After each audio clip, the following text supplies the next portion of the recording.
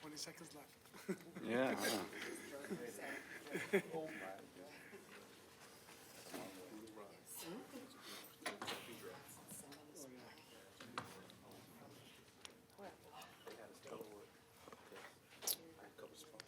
Okay, good evening, ladies and gentlemen.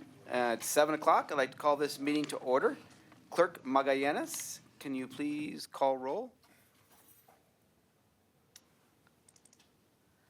Chair Henderson, Here. Vice Chair Lees. Here. Commissioner Jones. Here. Commissioner Lujan. Here. And Commissioner Olivares. We have a quorum. Okay, at this time, I'd like to have you please stand and join us in the Pledge of Allegiance. Please put your right hand over your heart and repeat after me. I pledge allegiance to the flag of the United States of America and to the republic for which it stands, one nation, under God, indivisible, with liberty and justice for all. Okay. Okay, Clerk Magallanes, can you please play the Public Comment Code of Conduct? Ladies and gentlemen, may I please have your attention?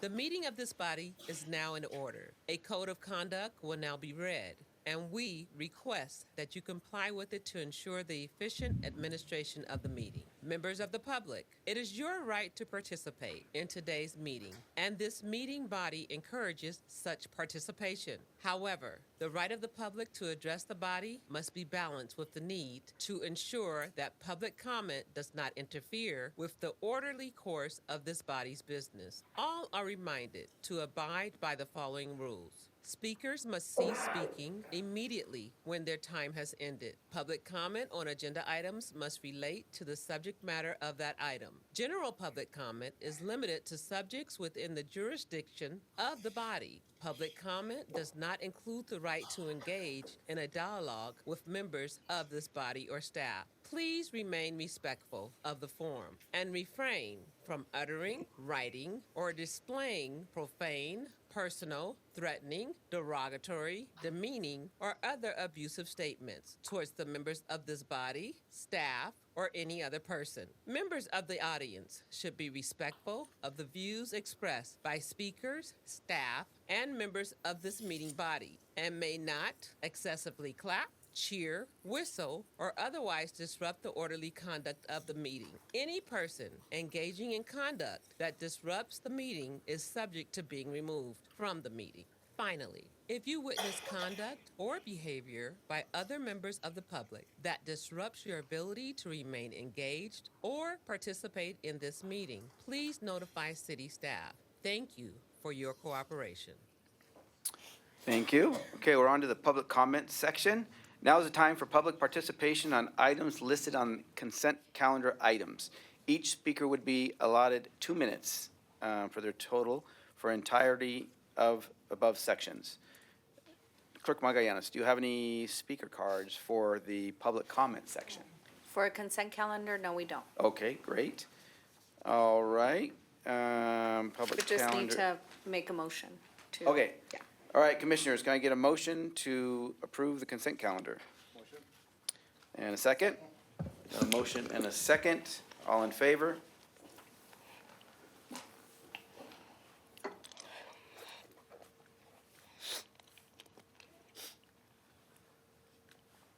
We're going to do that voice vote?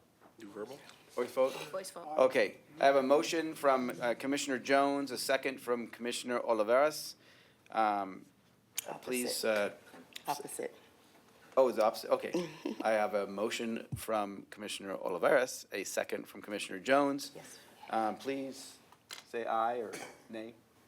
All in Aye. favor? Aye. Okay, motion passes with 5 yes votes. Okay, that's the consent calendar. Okay, we're on to public hearings. Clerk Magallanes, would you like to read the 6A? 6A, adopt resolution number PC 2024-029, a resolution of the Planning Commission of the City of Palmdale recommending City Council approval of Comprehensive Development 23-0002, Conditional use permit 23-0018. Vesting tentative track maps 23-003 and 23-004 to facilitate the development of approximately 75 acres for the purpose of constructing 627 single-family residences within Phase 1B of the Ritter Ranch specific plan, and find that the project includes minor alterations to the previously adopted EIR 90-4, prepared for the previously approved project as outlined within the addendum. Thank you very much. We will have a staff presentation by Planning Manager Brenda Magana. Thank you. Good evening, Chair Henderson and members of the commission. Thank you for the long introduction, Sylvia. The item for your consideration tonight is related to the Ritter Ranch Master Plan Community located between Avenue S and City Ranch Road. The master plan community was first approved in 1992. The area of focus for this project is Phase 1B, identified for you on the screen, located off of Avenue S. This approval will facilitate the construction of 627 residences and 2 neighborhood parks. It is important to note that a subdivision development plan will be reviewed and approved by city staff to ensure that the proposed residences meet the development standards for the master plan community. I do also want to point out that this will conclude my presentation, but I do recommend that at this time we open the public hearing, and then we'll have the applicant and staff address any questions. Okay, then we shall open the public hearing. We have speaker cards. For item 6A, I have M. Watton. Hello, my name is Em Watton. Regarding 6A and 6B, one of the conditions of Phase 1A was that the developer had to construct a fire station, but during the hearing in front of the Planning Commission, they agreed to drop that condition despite concerns of citizens. The City Council asserts that the proposed fire station in Ana Verde was sufficient, but the city dropped it off the list, so the fire station was never built. Now there are 3 developments, 4 counting Joshua Ranch, next to high fire hazard zones that have gone in with thousands of homes, with the closest fire protection being half an hour away. The developer should also be required to help fund the building of a fire station since the county doesn't have enough money. The city of Palmdale blames the county for its lack of funds as the reason there will be no fire station, but when a firestorm hits, the buck will stop somewhere. The last few days have put the fine point on the need for better planning and more resources to combat firestorms due to drought and high winds. Drought conditions have persisted over the long term in the last 20 years, and there does not seem to be a reverse in this trend. Building more developments without a fire station and no other mitigation for wildfires put the entire surrounding communities at risk, including Ana Verde, Joshua Ranch, as well as Leona Valley and other valley communities to the west. In event of a firestorm, having only 1 or 2 ways in or out of the new community could be deadly for residents and for firefighters and for the residents of the surrounding communities. The developer claims to have a new study showing that no problem exists and that the roads leading into and out of the development are sufficient, even in the event of a firestorm. But they base their conclusions on the idea that most of the traffic will head east to Highway 14. This has not proven to be true with the current recent development. Traffic along Elizabeth Lake Road and accidents along the canyon roads have increased exponentially in the last 2 or 3 years. Additionally, the new study was only accounting for 553 homes in Phase 1A, not the additional 600 plus in Phase 1B. Thank you very much. Okay, another speaker slip? No more speakers. No more speaker slips? Not Okay. for that item. Yeah, for 6B we do. Well, on 6A. No more 6As? No. Okay. Now, do we have an applicant? Ms. Magana? Yes, Okay. sorry.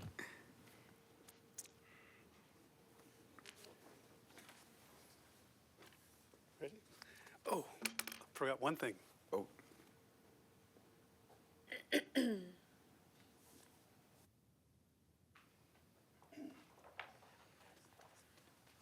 We're not going to go through this entire presentation, but we do have a presentation that we wanted to put into the record for the clerk, so this is something that you folks can take a look at. I don't know how many copies you want. We have 5 copies here. You can have as many as you want. Great. Thank you. Good evening, Chair Henderson and members of the commission. My name is Peter Gutierrez, and I represent the applicant. First, let me thank staff for their hard work. We appreciate their dedication and expertise. We wouldn't be here tonight if it wasn't for all of their hard work. The applicant is here, and he's represented by Ramiro Albaran. He's going to make a few remarks after I complete my remarks. And we also have project team members in the back, so if there are any other questions that you folks have, we can certainly have the team address them. The applicant was here almost 3 years ago to present Phase 1A and promised to be back with Phase 1B. This complements Phase 1A with a diverse amount of housing on 75 acres to complete this first Ritter Ranch neighborhood. After the Phase 1A approval, the applicant's team worked with the city on a number of fronts in addition to the Phase 1B entitlements. This includes establishing a CFD to fund infrastructure and working on plans and permits to restore and complete backbone infrastructure. These efforts signal the applicant's commitment to Ritter Ranch. So we submitted the slide presentation into the record. It provides background and Phase 1B highlights. As highlighted in that document and in the staff report that you have, this project realizes the vision of a highly amenitized community with Phase 1B adding 12 acres of parks to the already approved 13 acres of parks in Phase 1A. It also adds neighborhood recreation areas, bikeways, and trails that are all integrated with Phase 1A. So Phase 1A and Phase 1B complete this first phase neighborhood of Ritter Ranch. This first Ritter Ranch community will help the city meet housing goals in its housing element by providing approximately 50% of the above moderate units that are called for in the city's housing element. In addition, the sale of lots in this first phase will help fund the city's enhanced infrastructure financing district to help finance city infrastructure. And then also, as promised, after Phase 1B, the applicant has committed to work with the city and community stakeholders, including specifically the Leona Valley Town Council, to reimagine the rest of the specific plan and its future neighborhoods, reduce the number of total housing units, which some folks have objected to, and to prepare a new environmental impact report. The goal is to ensure that the future of Ritter Ranch continues to provide a highly amenitized, desirable, and sustainable community that the city and residents will be proud of. I'm going to turn it over to Mr. Albaran, but I just wanted to touch briefly this comment about a fire station. There is a fire station requirement in the specific plan, and it comes at 1,800 units. So we're not quite at that point yet. It's really just not the case that there was a fire station that was included and then removed. The fire station is still there. It's just not a part of this development because that threshold of units hasn't been reached yet. But the applicant will be paying a fire mitigation fee. And I don't know if you recall, Chair Henderson, I think you were the only one here last time around. Phase 1A also was required to provide a pumper truck to the fire department, as well as another fire department vehicle, and also pay fire mitigation fees. So we're very conscious of the fire issues. The building standards and fire standards are very stringent. Building codes are much more stringent now than they were even at the time of the specific plan. So every effort is put into ensuring that the housing that's built meets the requirements of state law, which include things like making sure there's defensible space, brush clearance.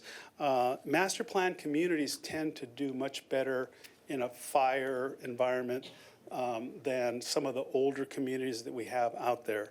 So I think it's safe to say that every effort is being taken to make this safe. We're bringing, of course, new water and water lines into this area, so that will also aid with firefighting. And so that is an issue that the developer is honed in on. And again, state law and state law requirements are very, very strict in terms of the types of non-combustible materials that need to be used on roofs, on siding. And so that will all be complied with because the project needs to comply with today's standards, today's fire standards. And also, they will need to prepare an evacuation plan that needs to be approved. That's a mitigation measure, a condition. It needs to be approved by both the sheriff department and the fire department before anybody moves into a single home. So, so that issue, I think, is taken care of to the extent feasible and possible here. I'd like to introduce Romero Albaran from the applicant, and he has a few remarks that he'd like to make. And thank you very much for your time. And again, thank you to staff.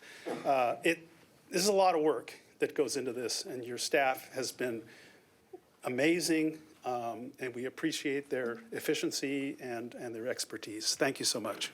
Thank you for explaining that and addressing the concerns. Thank you. Good evening, Romero Albaran with Preston Hollow Community Capital.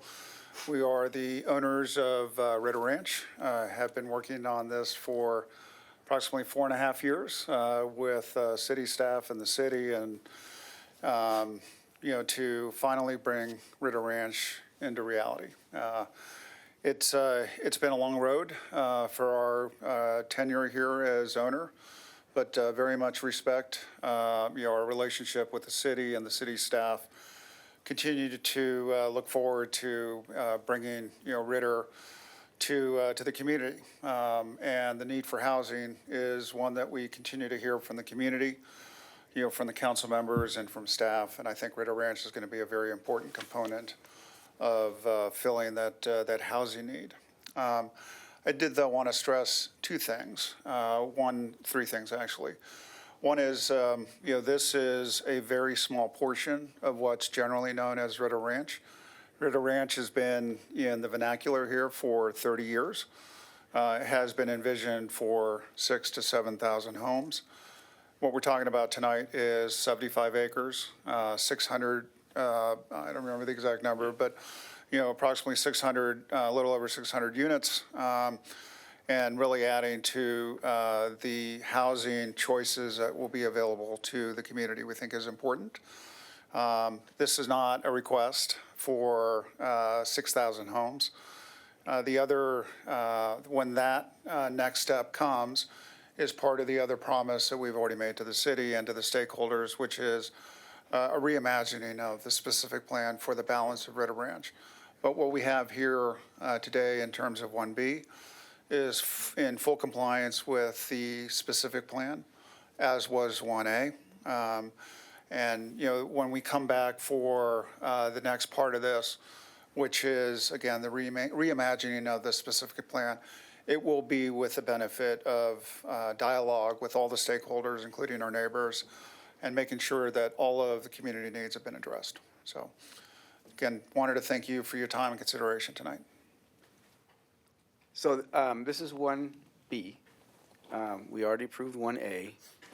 Would the next phase be 1C? It will, it'll be phase 2. So it will not be part of the current specific plan. So 1B, 1A and 1B, are the only portion of Ritter that's being done under the original specific plan. The remainder of the developable land will be part of a new specific plan that we pursue in partnership with the city and the stakeholders and staff as we reimagine what the balance of Ritter Ranch is going to be. Okay, the reason I ask that is there's a trigger at 1,800 units for a fire station. And it looks like these phases are about 600 per phase. So it seems like the next phase would trigger a fire station. I think that's probably the right, I can't predict the future in terms of what that specific plan is, but in terms of a logical nexus of a certain number of units to make the next phase make sense, I think we would likely be hitting that trigger, yes. So the guidelines for that 1,800 unit trigger, you said it's part of this of a specific plan. Right now, you're saying that you're shifting to another specific plan for phase 2? Yes. Is that part of the 1,800 unit requirement for a fire station? I'm presuming that the city and the community are going to, at a minimum, hold us to that. And in addition, what'll happen with this other reimagining is there will be a new environmental impact report prepared. And so that environmental impact report is gonna be a new study that will study the effects of this new reimagined specific plan. So there will be mitigation called for in that EIR. It may be 1,800 units, they may say it at 1,600 units. I mean, I think the new environmental analysis will drive that. So normally when we have a project, we have a site plan review, and the fire department gives their input for that. When was the last time we had one of the reviews where the fire department gave their input? So the fire department actually is part of our development advisory board process, so they're involved very, very early on. They're involved at the pre-application stages for a lot of these projects. So we work with them to get the conditions of approval together for all the projects. So you're saying that this iteration, because this thing was originally approved in 1992, the most current updating of this, did that include input from the fire station? I mean, have we had fire station input since 1992? Not for this particular map, because nothing has really changed in that area. But every time that we get new maps, we do go through the DAB process with traffic, engineering, and LA County Fire. Okay. That makes sense? So, I'm sorry, would this trigger, Ana Verde has 1,200 homes, right? So would this 600 homes trigger a fire station? well, it's Ritter, not Ana Verde. No, I'm saying is in that same area, right? I mean, they're not too far. There was over the summer and right off Ritter Ranch, between Ritter Ranch and Ana Verde, there was a small fire, which matter half an hour turned into like a big blaze where they were dropping water from the aqueduct. So because it's super windy there during the summer. So, is that the threshold? So when the applicant does a new environmental impact report, it will consider all of the other projects that are in the area. So it would consider Ana Verde. So to get to Phase B, it needs a new environmental impact report, correct? They're going to reimagine the rest of the specific plan, which will require a new environmental impact report. Now, Phase And- 1A and 1B are under the current approvals. okay, so in 1A, when you talked about the pumper truck, where do they park it if there's no fire station? Well, I think it's up to the LA County Fire Department to decide how they want to, employ that equipment. So I would imagine that at this time, it would go into a current fire station, so there would be a supplemental equipment at one of the current stations. Okay. So, okay. Any other questions from commissioners? How far is the closest fire station from this place?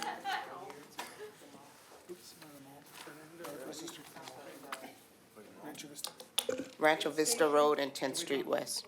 So Rancho Vista is the closest one? Yes. 3 miles? It's 3 miles. 3 miles. Okay. But again, I think that, to repeat sort of what staff said, the fire department did have input into this plan. They're part of the development committee that reviews So the I'm going plans. to interject here. I do stand corrected. The fire department did approve these in July of 2024. Oh, okay, so they've revisited Right. the plans. Thank Okay. you. Okay, did I interrupt you? I'm sorry. Well, I wanted to make that clarification as well, so, but, as it relates to the fire department's review. Gotcha. Okay, any other questions from commissioners? No. Commissioners? Any more speaker slips for 6A? No. All right, we'll go ahead and close the public hearing. Thank you. Thank you very much. Thank you. All right, commissioners, any discussion? No, I think they covered most of the concerns. I think it was all Okay. explained well. All right, then, can I get a motion and a second? I'll motion. Okay, I've got a motion from Second. Commissioner Jones, Second? a second from Commissioner Olivares. Please show your vote.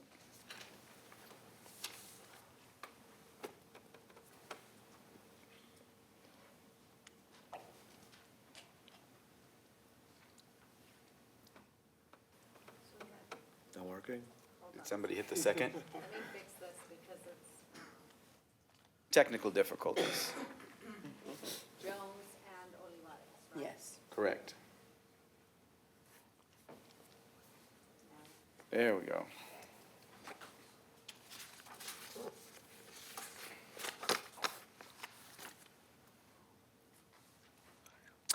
Okay, let the record show, motion passes with 4 yeses and 1, is that a no? 1 no?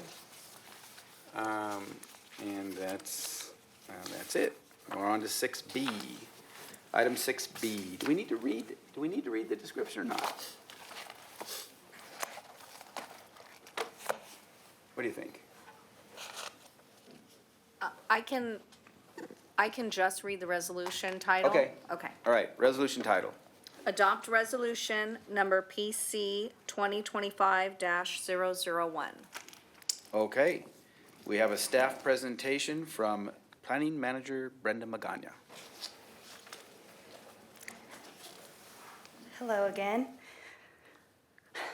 The item for your consideration tonight is related to the change in land use designation and zone of the northwest corner of East Avenue R and 25th Street East.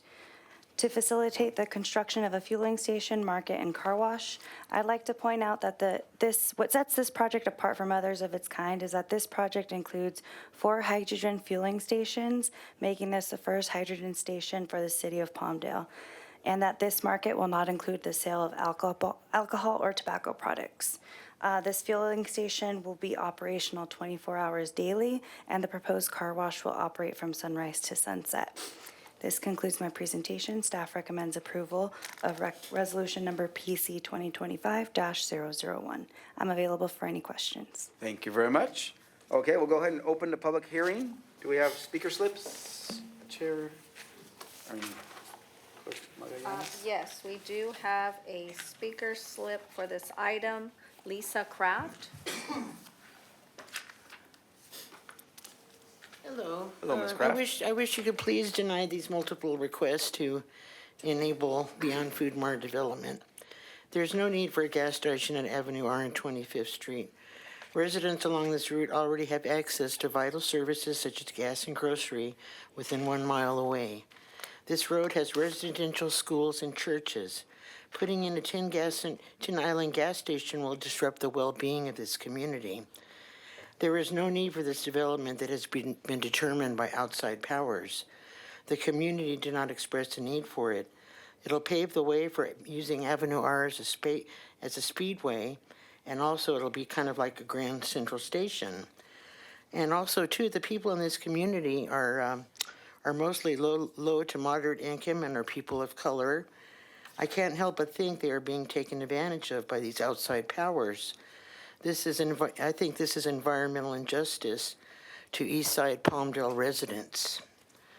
Pedestrian, hundreds of students walk home from Palmdale High School in this area, and this will also hinder business for at least a couple of hours for Beyond Food Mart.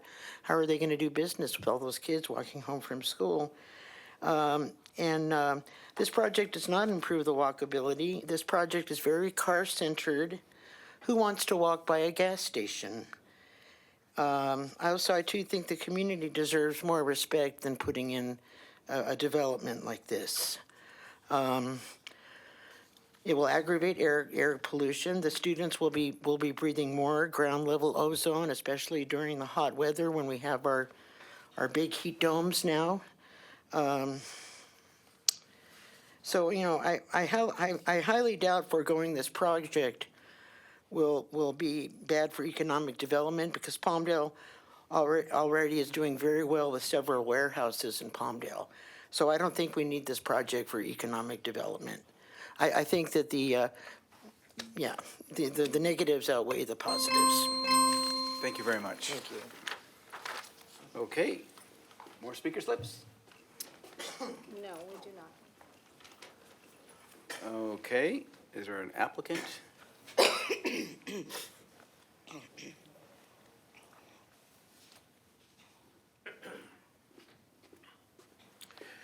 Good evening, Chairman Henderson, Planning Commission members. My name is Michael Ramirez. I'm here on behalf of Beyond Food Mart to answer any questions and concerns that you may have about us trying to get into your community at this point. And I'm hoping I can answer any questions that you have. Okay, so it says, not only is it the fueling station, it says a grocery store. Is that like just an AM/PM mini mart, or is it a more comprehensive grocery store? Beyond Food Mart is a new concept in grocery fuel stations. We're 7,200 square feet plus, which is probably twice the size of either 7-Eleven or Circle K. Our locations are not only going to have your typical C-store type branding, but also we have fresh produce, we have fat burgers, we have pizzas, we have hand-packed thrifty ice cream, we have Nathan hot dogs available, we have cold sandwiches that are made to order and/or pre-made already. There's a sitting station because we have about 15 to 18 choices of coffee that you can enjoy while your car is either charging electrically or through the hydrogen process.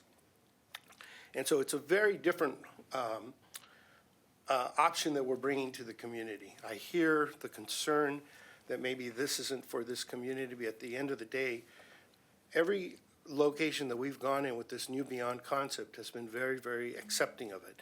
They love the fact that you can walk there with your children, get some hand-packed thrifty ice cream, sit in a location that's air-conditioned and enjoy it, and then you can enjoy your walk back. So the fact that we're next to the high school, that's the main reason we did not bring an approach and ask for an ABC license and tobacco.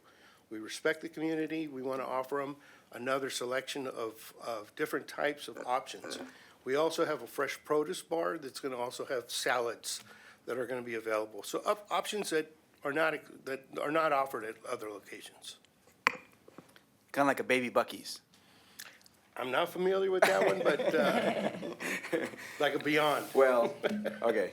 No, Buc-ee's is like the Walmart of stores at the gas station. But have you been to the gas station, the truck stop that we have at 4 Points? It's like a big store. What's that store called? The Pilot. Pilot. Is it kind of like a Pilot? Pilot, Without the usually, trucks? they have a lot of truck traffic there. We're primarily for transportation and consumer-related type of transportation. So we're really going to be servicing electric vehicles, hydrogen vehicles, and gas vehicles. Now, when it comes to the time that the fuel is going to be stopped, ultimately it will happen, our tanks are designed so that we're going to take all the underground tanks out, drop in fast chargers, and then we'll be ready to take Oh, so on. there's electric chargers in addition to the hydrogen chargers? Correct. We How have many all electric three types of chargers? fuel sources. So it's really a fuel station. You can. Oh, gotcha. If you have hydrogen, electric, or fossil fuel, we'll be able to assist you. And then is the car wash going to be part of the whole development, or is that another company going to come in and run the car wash? No, we fully operate our own facilities. Car wash is part of our operation. It closes at sunset, opens at sunrise, so it's not operating 24 hours a day. Oh, this is not 24 hours? Not the car wash. Oh, not the car wash, okay. Okay, any questions from commissioners? Is there any extra safety procedures or protocols you do with hydrogen that's different? Hydrogen, the system is already set up and it's operated, the design is operated by the state, so we follow all the mandates, just like the fuel station portion. So the way the state tells us to build it is the way we'll build it. Any other questions? I just have a comment if I can. Sure. Just to aid in maybe some of the safety concerns and the question about a market being there. Being born and raised out here, there actually used to be a grocery store and I believe a Shakey's Pizza or one of those pizza places right next door. And, you know, a lot of my family went to Palmdale High School and the traffic and everything actually was fine. It was actually a lot of childhood memories there.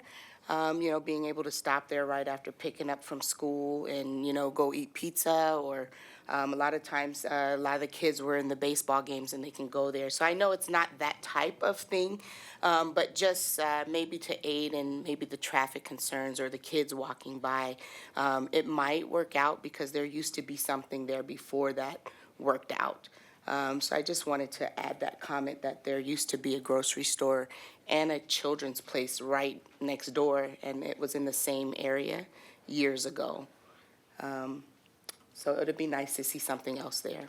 I'd like to point out that that's a 5,000 square foot lot that we're assembling. Yes. Only half of it will be used for this use. The other half, we're gonna be looking to work with the city to find out what else we can put in there that the community can accept. And thank you for the shakies, because that's a very good idea. Yeah. No one came up with that before, so. Yeah, it I'll was be like on the an phone next week. arcade. Yeah, it was a kid's kind of arcade spot, and it was a very huge spot for after baseball games. That's where all the kid baseball teams went to celebrate afterwards. Thank you for the idea. Appreciate it. Okay, any other questions from applicant? Nope. Okay, thank you very much. I guess we'll close the public hearing now. Thank you. Excuse me, Chair. Oh, I was just handed a Oh. speaker slip. speaker slip. I'd like to, One more. before you. Who is it? It is Aubrey. Aubrey Flowers. Lauris, okay. Thank you. Aubrey Lauris, come on up. Hi, thanks for your time.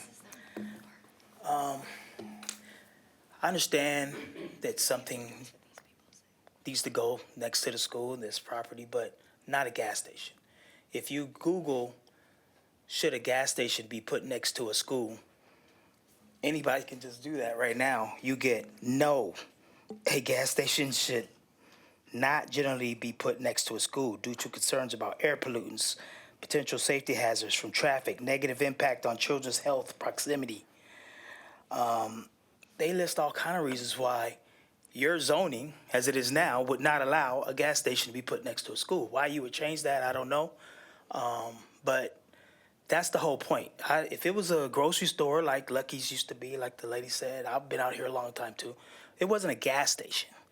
Gas station presents a whole new set of issues to why they don't put gas stations near schools generally. And this is right butts up against Palmdale High. So I don't really understand why this is even being considered as far as a gas station part of it being put there, car wash, whatever.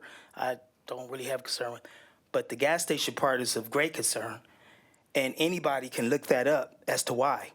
Very simply. I just talked to my phone. Should a gas station be put, and it is all these concerns, the first word being no, came up, and with an explanation. So all this stuff about the something used to be there before, yeah, it did, but it wasn't a gas station. And that's the point here. And another point I have, I doubt a food mart would open up, and I would say it probably will open up initially without alcohol, but I guarantee you a few years later, they're gonna come back, oh, our sales have been impacted, we need to sell alcohol, and you guys are probably granted because you don't wanna lose the employees and the money that this development brings in. So they're gonna cave to the alcohol situation too, right next to a high school. Thank you, sir. What does the current zoning ordinance say about alcohol near a school? So right now, I do want to point out that this would be neighborhood commercial zoning once we approve the general plan amendment and zone change. And there are distance requirements for sensitive uses, one of them being a school and the other one also being other fueling stations. So we do have distance requirements in place to avoid that from happening. So it would be forbidden Correct, to put an alcohol license, even if we Correct. felt bad for them? correct. Okay. And it's my understanding, it is somewhat of a small market, like grocery store-like. They're gonna have produce there and things you can buy there, correct? Exactly. Yes. Okay, so it's not just a gas station, it's kind of a market / one stop. You can get fresh food, Electric, real gas, food. Yes, it's a seating area. Okay. With Wi-Fi, so you can go in and enjoy your coffee if you're walking your dog, those types of things. It's a community-type facility. Now, Got it. we have vapor recovery systems on every pump. When you pull in to put gas in, you're supposed to turn your engine off. So as to all the additional exhaust that someone is maybe pointing to, that's not part of what we're designing for. You turn your car off, no exhaust. Vapor recovery on the hoses, and then you turn on and you drive off. Okay. And for now, there still is some desert space between the school and the market. It's going to be more in the corner, right? That's correct. Okay. We're the furthest point from the fields Got of the you. school. And Okay. additionally, he mentioned vapor recovery and also, we have multiple locations in our portfolio that are next to schools that we do not have alcohol at. And we have not applied for additional licensing to get alcohol there. Got it. Just So, to put that there. He's making the point that, and a lot of times, businesses say, you know, that they make the profit margins in the alcohol. You're saying you have multiple locations, though. Do they still thrive without the sale of alcohol? Yes, when they're next to the school, absolutely. Everybody likes to come and get an ice cream, a soda, a pack of chips. Yeah, we have a lot of volume. Okay. Any other questions? Okay, thank you. Thank you. Okay, any other speaker slips? All right, we'll go ahead and close the public hearing. Commissioners, any discussion? No. All right, can I get a motion and a second, please? I'll motion. I'll second. Okay, I got a motion from Commissioner Jones and a second from Vice Chair Lujan. Please show your vote. Elise. Oh, I'm sorry. I'm sorry, Elise, I'm sorry. I got the title right, all right? Sorry about that. You got promoted. You got promoted. Sorry about that. Yes. Jones as the motion and a second from Vice Chair Elise. Yes. Are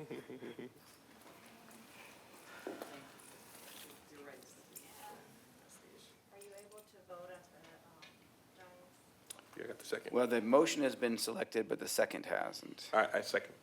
Did you press a button? Correct. Okay. I didn't get to press mine. Did you press motion? Not on here. Somebody else did. okay. Jones and Elise.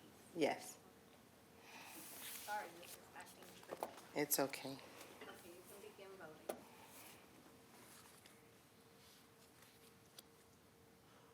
Let the record show, motion passes with 5 yes votes. Thank you very much on that. Now we're going to go to item 7, non-agenda public comments. Do we have any speaker slips for non-agenda public comments? I do have one speaker slip. Michelle Royal? Oh, I thought you'd be 6A. Didn't I? Yeah, you tricked me. Hi, everybody. Not all of you know me. One of you does. My name is Michelle Royal. I'm a community stakeholder. I work here. I live here. I love this community.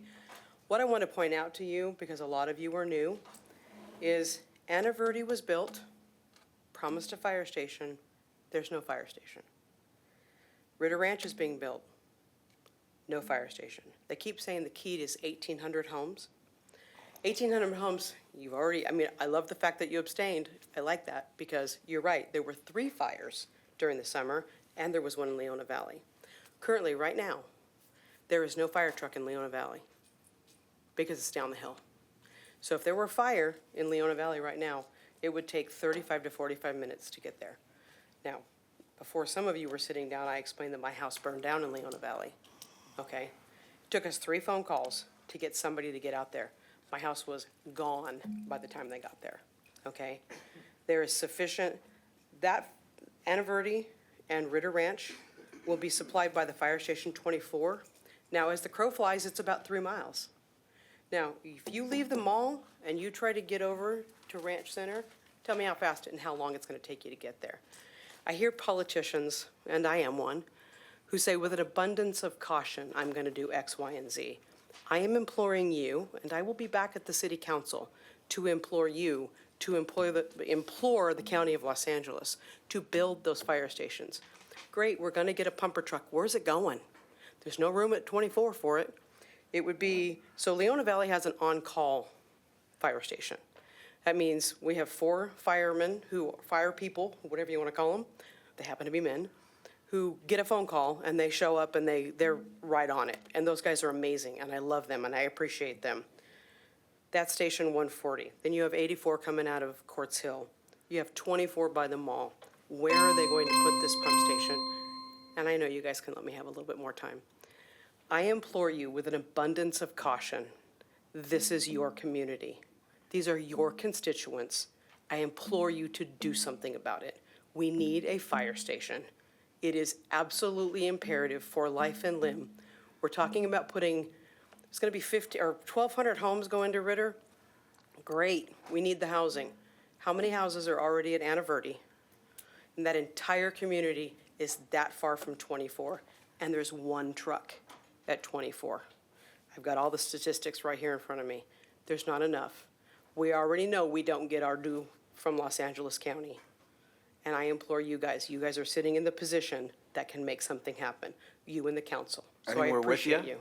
I know you Show up are. at the council meeting. I will. Tell them. They got, And they got. you the- know I will. They got the power of the purse. But I start here first. We got no purse over here. And then I move over. I gotta talk to you guys first. All right. And then I'm gonna move over to the council. We got your back. Thank you for the extra All time. right. Appreciate you. Thank you. Okay. Okay, item 8, staff communications. Staff, you got some communications? Chair, we have one more speaker. Oh, I'm sorry. For non-agenda item. Oh, non-agenda item. Sorry about that. So anyway, one thing I'm concerned about Ritter Ranch, and nobody seems to want to talk about this, is the electromagnetic radiation from those huge Edison towers that go right over that land. And especially right where they want to build that park, they have like one of those huge stations with all those transformers. They're going to put the park right next to that. And the reason why we don't talk about EMR anymore, because it's everywhere. And so we would never, if kids get cancer in that community, we'll never be able to prove that it came from the power lines. Because it could come from the car, their cell phone, their computer, right? So that's what I'm concerned about, is the electromagnetic radiation from all those power lines and the fire. Man, that's like, I remember when I first moved here in 1970, that whole mountain was on fire. I remember that. And another thing that I was going to say was, we are totally inundated with businesses that feed plastic pollution into our city. This business will continue to follow the false belief that plastics can be recycled. This plastic business model continues to destroy our community for the sake of economic development. And I don't think it's worth it. I don't think it's worth it. The price that we're gonna have to pay using all these plastics. I never go to any of these restaurants. All these restaurants rely on the plastic supply channel going into our landfills, and it's not being recycled. So I will not go to any of these restaurants in town. Unless I bring my own, unless I get something for my mother, who's 90 and I'm taking care of her, so. Anyway, that's all I wanted to say. Thank you. Thank you very much. Does, on the DAB, is that it? Development Advisory Board, whatever? Correct. When they come forward on projects, do they ever consider electromagnetic, whatever, is it pollution? What do you call it? When it? Radiation. So, 2 parts to that. We do have Southern California Edison on the call, and we do have Waste Management attend those meetings also. But each project is environmentally cleared, so we do perform an initial study that does look at air house gas emissions and energy efficiency and those kinds of things. Okay. Thank you. Okay. Any more speaker slips? No more speaker slips. Okay, now we're on to 8. Staff communications. You have some communication? No, welcome back. We're excited for 2025. All right. Yes. Thank you. None over here? All right. Number 9, commissioner reports, announcements, and requests for future agenda items. Any of you guys? Nope. Okay. Then we are adjourned at 7:49 to the next meeting of Thursday, February 13th, 2025. Thank you. Thank you.